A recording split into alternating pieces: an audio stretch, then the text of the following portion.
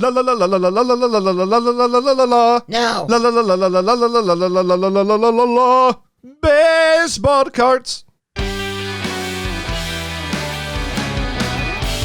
It's CardKast with Mike and Lens, the show about everything sports cards, autographs, and memorabilia. I'm Len plus Z, and I'm here with my friend and co-host Mike D. Yes, we are. We are back. Mike, what is going on? Are we? This is crazy. I feel like we haven't done this in quite some time. Yeah, well, what's up? We're back. You're back sporting your Michael Jordan number 45 jersey. And yes. I am back like the McRib sandwich, full of pickles, onions, and weird meat.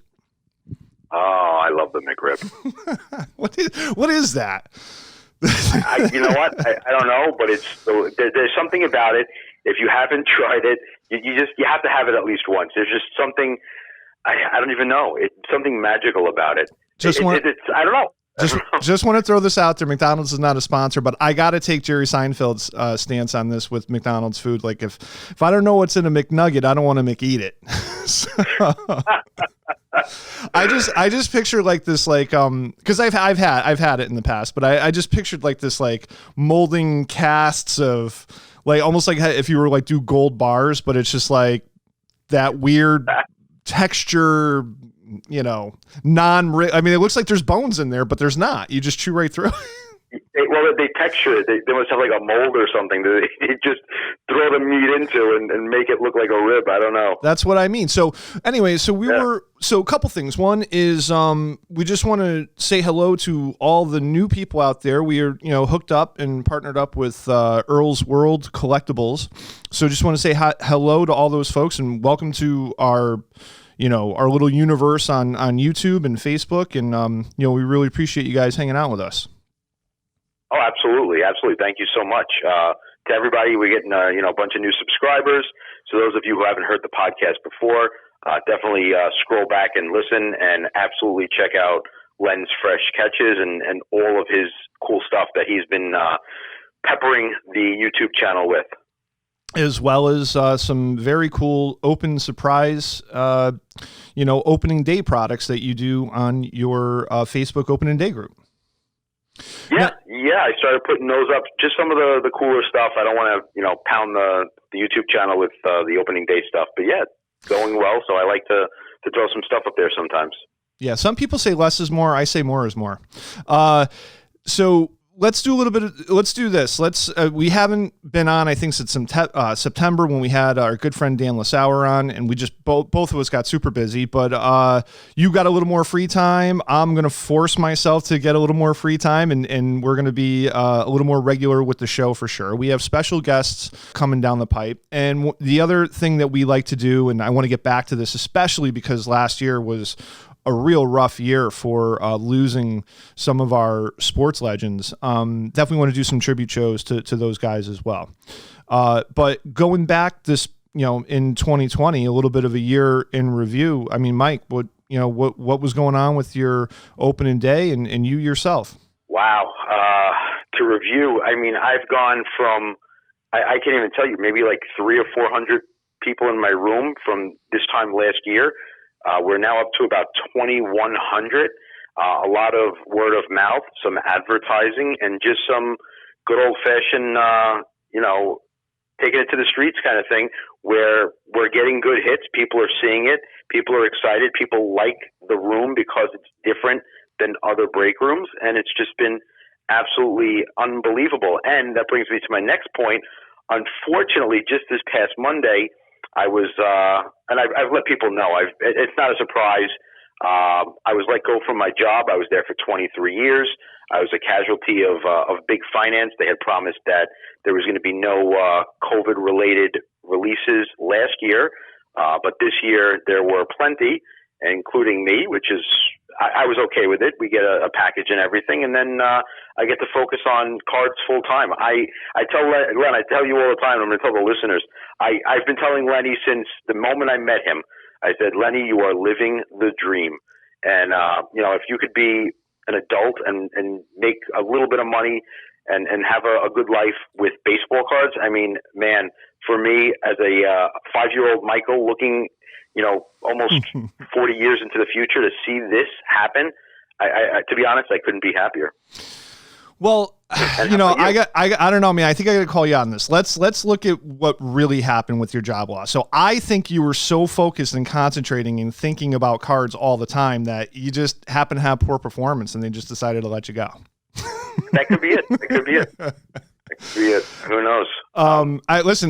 It's funny. Like, we recently both read, Tanner Jones, his book, and we'd like to have him on the show for sure. But one of his phrases that sticks out to me that is so true is cardboard runs through my veins. That's one of his terms that he used, and what a true statement. What a relatable statement.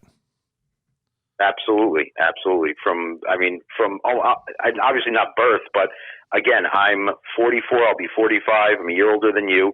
I was born in 76, and I remember opening up 1982 Topps baseball packs. I know I had 1981 Topps cards because I specifically remember an 81 Topps Pete Rose card that I had. But I do remember opening up, waiting for my dad to come home from work and give me a 1982 Topps pack, and I was 6. So from that point on, I mean, it was pure love. No, I could be wrong. I was thinking the wax packs might have had like a sticker in there too, like one sticker to get you hooked on the books. But I know they did that with a football product. Might have been like 85 or something like that. 83, they put the stickers. Those were the bigger stickers, though. 83 Topps. Okay, if that's what you're talking. Yeah. I just remember there being like a sticker insert. I didn't really start cracking packs until like 86, 87. I mean, I think there was a little bit of that, but I remember my cousin, and I think in like 82, 83, he was doing the sticker books, and that was cool. Like, you go down, you have a dollar. I'll never forget. Yeah, a quarter a pack or something like that, and then you fill out the books. Absolutely. Yeah. Absolutely. I remember I think it was the 82. I don't think I had the first one. It was 81. I was a little too young, I think. And then 82, I think, had Gary Carter on it, if I'm not mistaken. And, that was the coolest thing, to fill up those books every year. Then 83 was Reggie Jackson. 84 was Tony Gwynn. It was just, I mean, they're worth nothing today. And I don't, and as an adult, knowing that they were worth nothing, I threw them away. I kind of wish I had my original ones now, just as a memory. But I mean, you could actually buy them for next to nothing. But it's more the memory and the excitement. I'll never forget one of the ones. One of the books had like the 500 or the top 4 home run leaders of all time or something. You would get like a sticker. I don't know if it was a foil sticker or what, but like to get a Babe Ruth sticker, it was like unheard of. Yeah, there's a sticker with Babe Ruth on it. Yeah, to me, and I think that was like 83 or something like that, or 82, and they didn't even really have those like the Pacific remakes back then. So you're right, to have anything that had Babe Ruth on it was to be cherished. Speaking of things being thrown away, and it's funny how like you're just plugged into the baseball card and collectible community and things like that. But even outside, my phone got peppered yesterday by people that are not in the hobby, not in the business, going, basically texting me saying, did you see what the 52 Topps Mickey Mantle on auction went? And it just goes to show you how big of a news that was in a PSA 9 going for what, 5.3, 5.5 million, something like that. Like someone told me 5.2. I didn't see the exact number, but listen, over $5 million. I mean, it's a beautiful card. It's absolutely awesome. And it's funny because I'm getting the same thing. I had someone message me, a woman whose son was in the same class as my daughter in like pre-K, messages me and says, "Oh, my husband used to be into cards in the 80s and 90s, and he heard about how amazing the card business is now, and he's looking around." She was asking me, why can't I find blaster boxes or any type, she didn't use the word blaster, but why can't I find any cards? We've gone to numerous Targets, and we can't find any cards. And that could be a whole story in of itself with why they can't find cards in stores anymore. And I had to explain to her that there are people who stand around and just wait for MJ Holdings to come and drop off the boxes and then take them all off the shelves. So her 5-year-old son can't get any.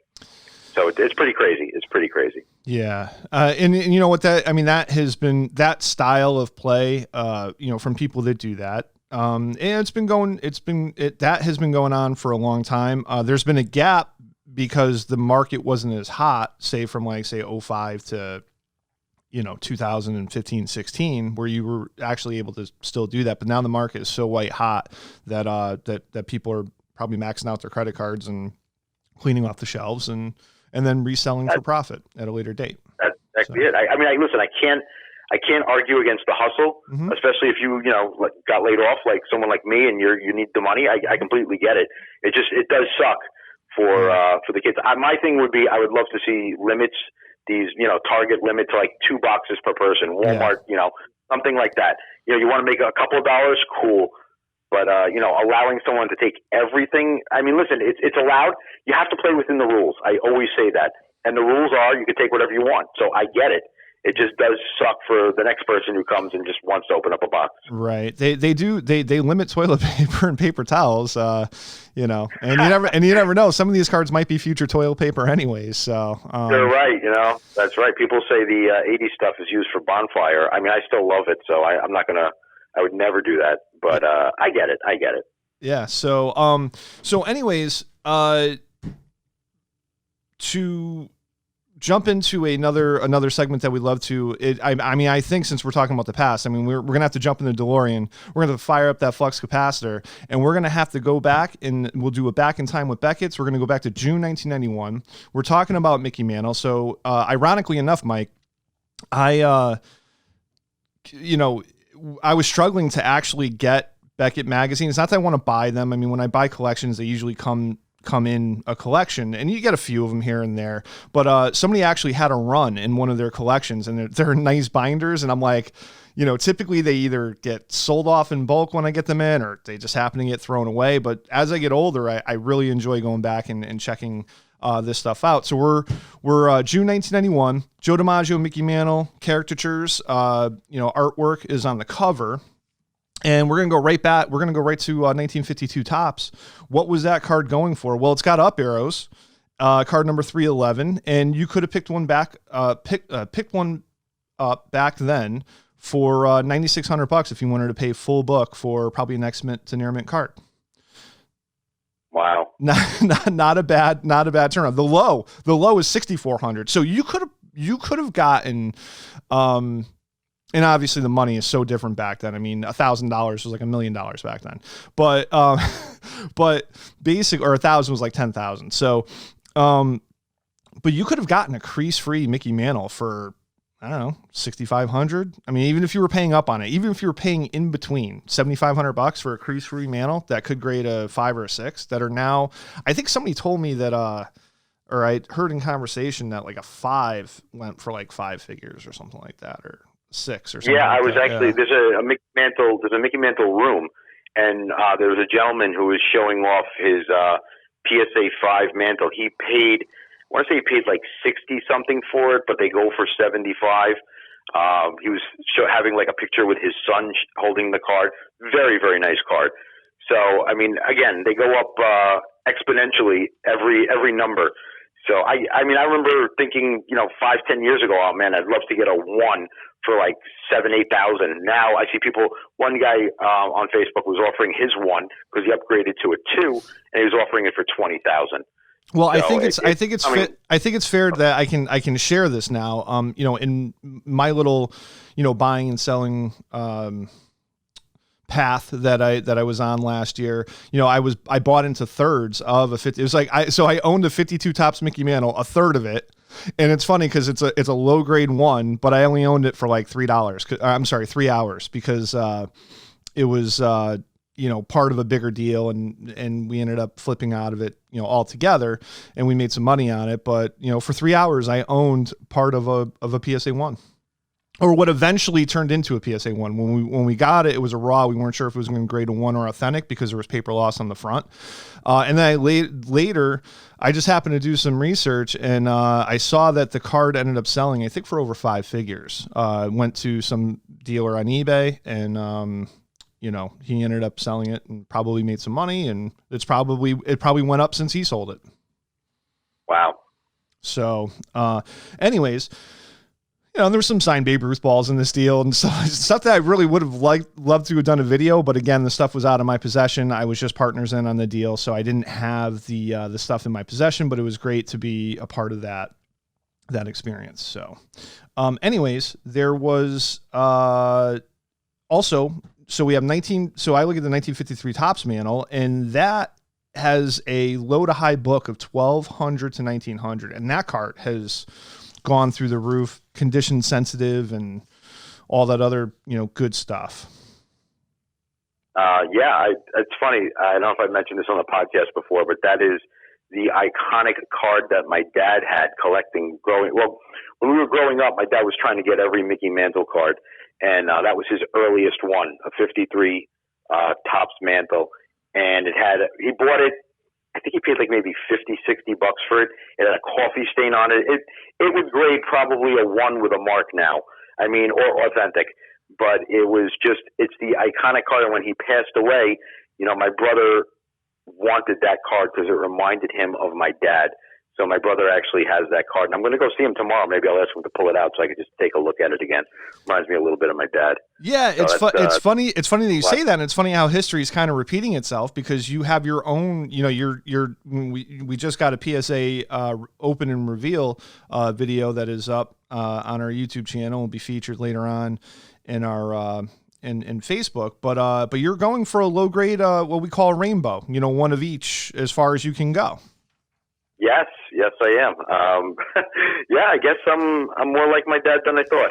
Yeah, absolutely. I mean, it's just a shame because when he passed away in 2012, I wasn't as involved in the industry, so I didn't get the mantles graded. I think I had shown them to you and maybe Brian too, and you guys gave me an idea of what the grades would be. Mm-hmm. And at the time, I didn't think it was worth it to get it graded, so I sold them raw. But just because me and my brother had promised each other that we would split my dad's assets. So we did that, and I kick myself all the time. I wish I would have just got them encapsulated and kept them. Yeah, I mean, yeah, and you know what? You should be kicking yourself. I'm looking at 1990 Leaf, so we're in 1991 Beckett Price Guide, and it's pretty hilarious. The 1990 Leaf, Series 1 and Series 2, every single card has up arrows. Every single card. From Pete Harshnish is 30 cents up arrows. Really? He probably had 9 wins that year. Pedro Guerrero, 25 cents up arrows. Andy Bennis up to 65 cents. So we go from talking about Mickey Mantles to overproduced year cards, but that was an upper echelon product at that time. Yeah, that was one of the first. You talk about upper echelon. You talk about 89 Upper Deck, 90 Bowman, 90 Leaf, but but that's the Frank Thomas year, right? Oh, yes. Yeah, okay. 1990, yeah. Sosa's in there, but Sosa wasn't popular yet. So, but was Frank Thomas on? I guess he was pretty popular. He was the number 1 draft pick. Was he the top? Was he the highest priced card in the set at that time? He was. Let me just double check because I was. I'm not sure. I don't remember his popularity like right off the bat. Because I don't remember opening up like 1990 scorecards and thinking. I remember thinking he was good. I remember Mo Vaughn being more popular when I would open up like a 1990 score pack and you get those rookie cards. Yeah. I remember Frank Thomas being like viable, but I don't remember if he was the man back in 1990-91. Believe it or not, so Albert Bell they had him at like $6.50. Ben McDonald was $6.50, but like John Olerud was $8 because I think that's when he was on his pursuit of 400 batting average for the season, which he did not. Which he did not achieve. But I remember his cards being super hot. Ken Griffey Jr.'s second year is actually high man at $11, and I'm actually looking for Frank Thomas right now. And is he in the second series? I should know this. Yeah, he is. So he's high man in the second series. He's $18 with up arrows. Dave Justice right behind him at $12.50. So, I mean, I remember how hot David Justice and then Kevin Moss and, those guys were. And, and speaking of, Frank Thomas. So this is pretty funny. And You bought Nugenics. No. No, I'm just kidding. Well, no, that's next year. That's when I'm old like you. But that's when I officially turn old. I'm still waiting to get there. But I am embarrassed that I didn't know this. I didn't know this. I actually had to look it up, and I'm curious to see if you actually know. Now we've been part of what they call junk era rooms and things like that, where a lot of overproduced era cards get talked about, and there's funny cards and whatever. Oh yeah. So I started reading the Reader's Right, which we love and we enjoy. So this one right here, it's Stretching the Imagination. Okay, so I'm reading this and I'm like, no, the guy's got the wrong year and the wrong product. Okay, so the title is Stretching the Imagination. After purchasing a box of 1991 Upper Deck, I came across a Frank Thomas card. To my surprise, I saw what appears to be Frank Thomas with his middle finger raised at another player on the White Sox bench.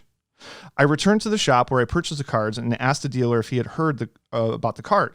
He said Upper Deck was recalling all these Frank Thomas cards. When I was leaving the store, I noticed that he was selling the card for $100. Being a collector for quite some time now, I know the card is not worth that amount of money, but is there any truth to the rumor that Upper Deck is recalling all the Frank Thomases? Please print this letter to inform other collectors of this problem. I have tried writing Upper Deck, but have not received a response. The response was, we contacted Upper Deck for the real story on this card. Upper Deck says the 1991 Frank Thomas card is not being recalled. Your local dealer received some bad information asking $100 for the card that he isn't even sure is scarce is clearly wrong. Ask him if he's buying that card for $50. If he is, maybe he's prepared to legitimize the value of these scarce Thomas cards. Now, forget about all that. I had no idea. Like, I went online just as we were prepping for the show. I went online to look. I had no idea. I knew about the Stadium Club. And first of all, that's a famous card. I wouldn't say famous, but I recognize the card. I know the card, and I will tell you exactly what he's doing. He's putting in contact lenses. No. It looks like that's the Stadium Club.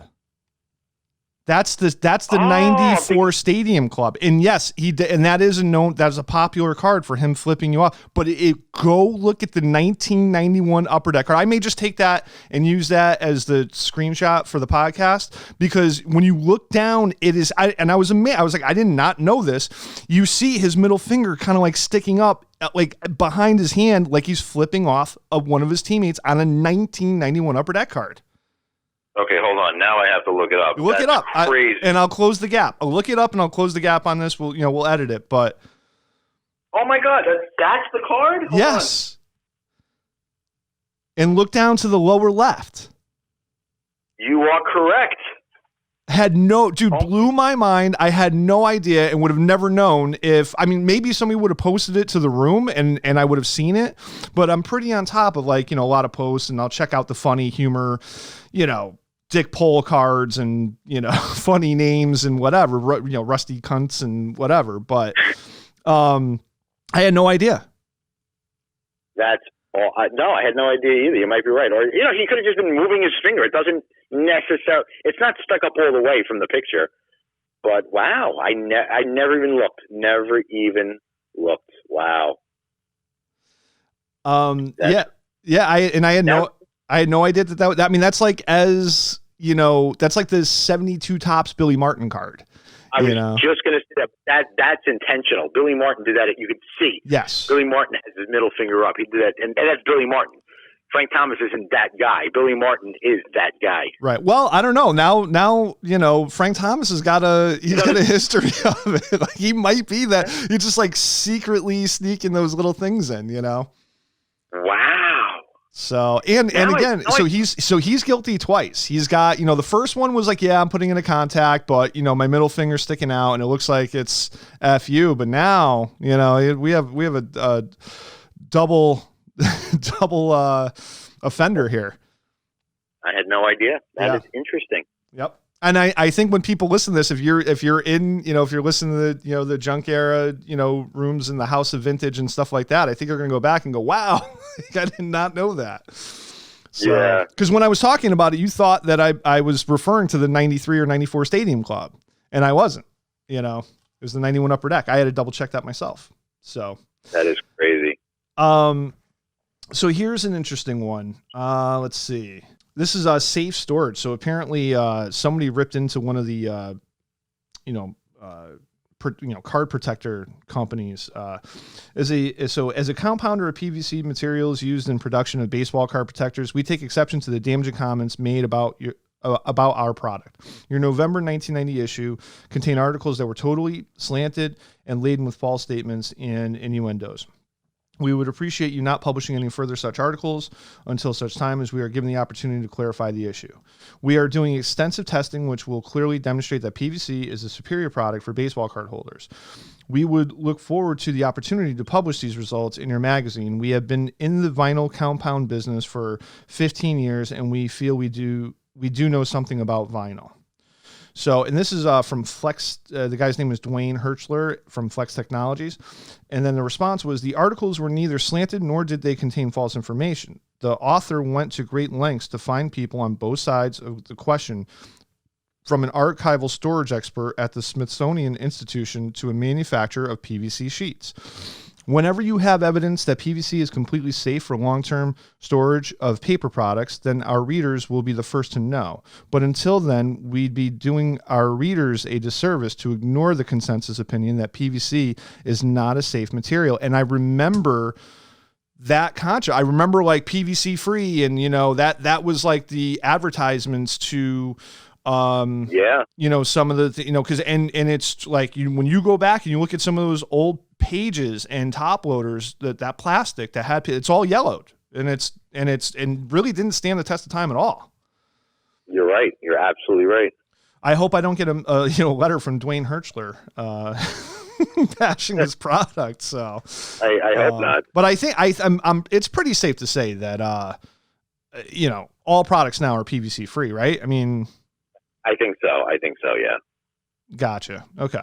So, anyway, so we have, let's see, this one's, Tiffany. It's labeled Tiffany. My big brother and I were at a baseball card show and came across a guy selling Bowman Tiffany cards. He said there were only 6,000 made, so my brother bought one for $11.95. The cards look the same, except they're more glossy and the back is red and white rather than red and brown. That's it. According to our sources as well, we hear that just 6,000 sets of Bowman Tiffany cards were produced in 1989. The individual cards are worth about 5 times the value of the regular Bowman cards. Well, that's not today, because 89 Bowman Tiffany is like, I don't know, is it a $2,000 set now or something like that? It's a big deal, yeah. Yeah.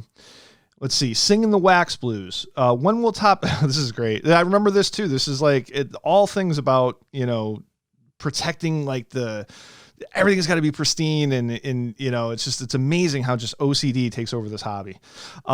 This is called Singing the Wax Blues, and this one's when will Topps quit using the same old packaging? They still have wax stains on cards. Come on, wake up, Topps. This is the 90s. Next year you better have a good gimmick or people will stop buying your cards.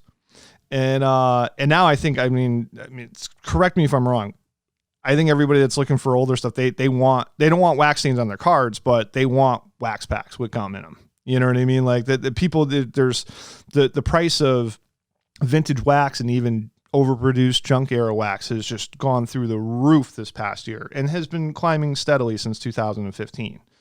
But the response was, Topps has decided to discontinue wax paper for packaging. Next season, there will be no more wax. A lot of collectors are happy that the end of wax stains is quickly approaching, but many others will miss the feel of opening a wax pack. From the 1930s to present, countless hobbyists have experienced the joy of tearing open their first wax pack of the season. Those days are coming to an end. They are. They did. They did. And now you can't even buy packs because there's people that are just, buying up all the product. You can't even, I know. But you're right. It's a lost art of opening up a wax pack, getting a piece of gum, chewing it. I mean, in my break room, I've been opening multiple vintage stuff I've been buying, and I actually have a couple of more coming. I have, for those of you who don't know, BBCE, Baseball Card Exchange, wraps boxes to guarantee the authenticity and the integrity of each pack in the box. So I've been buying some BBCE boxes, unbreaking them or ripping them open, and then opening up and doing breaks pack by pack. So I've done that with 81 Topps Cello football chasing Joe Montana, 84 Topps football chasing Elway and Marino, and then 79. I just bought a 79 O-Pee-Chee box baseball chasing Ozzie Smith. So to get those, to get the feel of opening a pack and getting the gum, and everybody on camera is like, "Oh, eat the gum, eat the gum." I'm like, I'm not going to eat the gum. I've heard horror stories about people eating gum from the 80s and 70s and 80s, but it's an amazing feeling to be able to open up those packs. It's definitely lost in today's generation. Yeah, I think in 2000 or 2001, I busted a 79 Topps wax pack and I ate the gum, and I think it's still inside me. So it literally, it dissolved, and it was not. It adheres to your body. Yeah, it does. It stays with you. So if you don't have the opportunity to to spit it out, but it literally just it liquefied, and it tasted, kind of reminded me of the non-flavored when you would get the molds done at the dentist. That's what it kind of is like. And it's just it was almost like it liquefied, and you just you had no choice. You either spit it out or you drink it, and I drank it. So, but anyways, I might have been one of those weird kids who collected. I like those. So they had, if you remember in the 80s, they had, they not only did they have the gum, they had those little cards inside, and there was 3 runs. If you collect 100 runs, you get a Topps T-shirt for $7.99 shipping or something. I don't know if you remember that stuff. Or you could win a trip to the World Series. I never did any of that or won any of that, but I always kept those cards because I thought they were fun.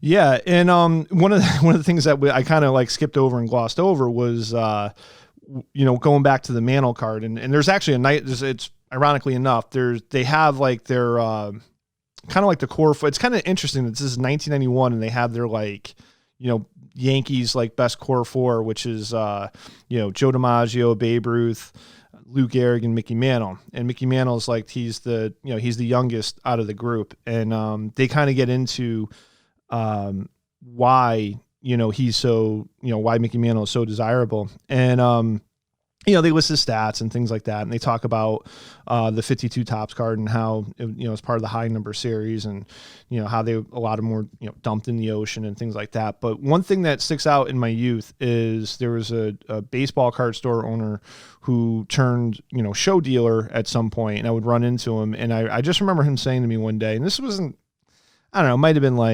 2009, 2010, something like that, when I was running the Stratford shows.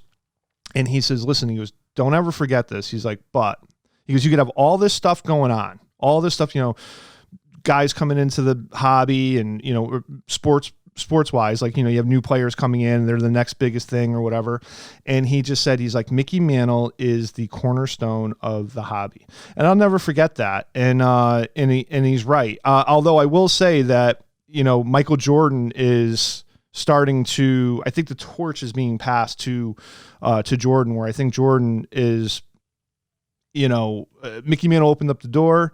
He's still going to be there for a very, very long time, but because of the time frame, Mickey Mantle is going to turn into the Babe Ruth, where he's so far removed that, okay, my father saw him play, but I didn't, and we're getting older. So now we're at the point where we saw Jordan play, and you got these younger kids that, they have the videos now, and it's just more of a modern thing. I mean, would you agree or disagree with that? No, I would absolutely agree. That's a really good take on it too. Jordan stuff, I mean, just in the last few years has taken on a life of its own. Even his inserts. We've talked about his inserts where, they go for crazy amounts of money. Granted, there were, some limited runs and stuff, but everything is Jordan. It's absolutely incredible. His rookie card has just taken off. Try to buy 86 Fleer. You can't buy 86 Fleer unopened packs. You're paying thousands of dollars for a certified pack for a 1 in 13 chance of getting a Jordan, 1 in 11 chance, whatever the numbers are. but it's absolutely incredible at this point. And yeah, because we saw him play with our own eyes. Yeah, and he did get labeled athlete of the century over over all those Yankees greats. So probably because of just his his awesome run. I turned over a Topps card the other day. It was like a 90s, 98, 99. So it was like he was like retired, and the red and italics in the back for the leading in scoring and average. It's unbelievable. Unbelievable. It's the whole card. It fills up the whole card. Yeah. So, absolutely. That he transcends numbers too. He's one of those guys. You can look at his numbers and you could say, oh, again, I can't compare him to somebody, but you think of a guy, look at Alex English, a guy, this guy scored 25 points a game, for a bunch of years, or Reggie Theus, he scored 23 points a game. Why does nobody ever talk about him? Jordan only scored 10 more points a game than him? But it goes beyond the numbers. It just goes to the mystique. If you saw him play, you knew. And I'll never forget, my dad told me, we were watching him play one day, and he goes, "You're watching the best basketball player ever." Yeah. And I never forgot that, and it's so true. Your numbers mean nothing. You do the eye test, and you can tell who the best. That's why everybody says, "Oh, LeBron's the best." LeBron. I've seen them both play. Yeah, to me, there's no comparison. Yeah, no. No. LeBron's great at what he does, and I think was it you? Someone sent it to me. Oh, you know who did? It was Tanner Jones. He posted something, and I saved it. I thought it was the greatest thing ever. He posted, I want to get this right.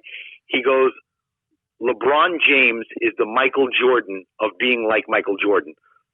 So it's like almost like no one's going to be Michael Jordan, but he's the Michael Jordan of almost being Michael Jordan. Right. So it's just very, very funny. Listen, you could watch. Here's the difference. Again, fantastic, superior athlete. The difference is when it was time to go to work and put the other team out of their misery. I mean, Jordan was going to, growing up being a Knicks fan, it's just like, here it comes. Here we go. We're close, but yeah, he just finds a way to win. And you don't get that feeling with LeBron. Like there's you're like, hey, there's a good chance he's going to lose when you watch him play. Yeah. I would say LeBron's always the favorite to his team's typically the favorite. Wherever he goes, his team is going to be the favorite to win. But it's not. There's no guarantee. To me, with Jordan, it was like, well, guaranteed he's winning. Right. It's not even a question. Right. So, anyways, to wrap things up, like I said, thank you very much for, everybody hanging out with us. Like I said, we are, as far as like all the different dynamics that we have on our YouTube channel, you could get caught up, over there. We share things on Facebook, and I can't thank you guys enough for hanging out. Our subscribers have grown a lot in 8 months since we've been doing this, and we just want to keep adding the variety, and I can't wait to get these special guests. One thing, we do have a special guest that kind of happened organically, where I think he'll be our next guest, and he basically, I bought a collection back in, I think, September, and I unveiled it as a fresh catch, and it had to do with the Mickey Mantle, Whitey Ford fantasy camp. It was heavy, and I think there was like 11 Mickey Mantle autographs in the collection. And I had, said, it was like, if anybody knows anybody that had attended the camps, I would love to get their experience and get their point of view of what they did, what they saw, what they felt like as they were going to this camp to meet their childhood idols like Mickey Mantle and Whitey Ford and other guys that other former ball players that attended the camp as well. So we did a rewind through Earl's World collectibles, and somebody messaged me. The guy's name is John Simone, and we're going to have him on. And I can't wait to hear his thoughts and what he had collected. He's got some really unique Mickey Mantle collectibles, vintage, trophies and signatures and things like that. So I can't wait to get into that. Yeah, it's going to be fun. Yeah. So anyways, guys, thank you very much for hanging out, and we are out of here. A sincere thank you to all the listeners out there.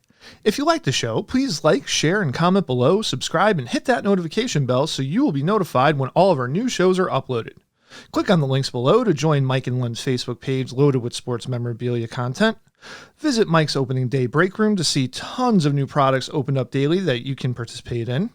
And lastly, visit our eBay store CardKast to look for the newest auctions of sports cards and memorabilia uploaded weekly. And we're out.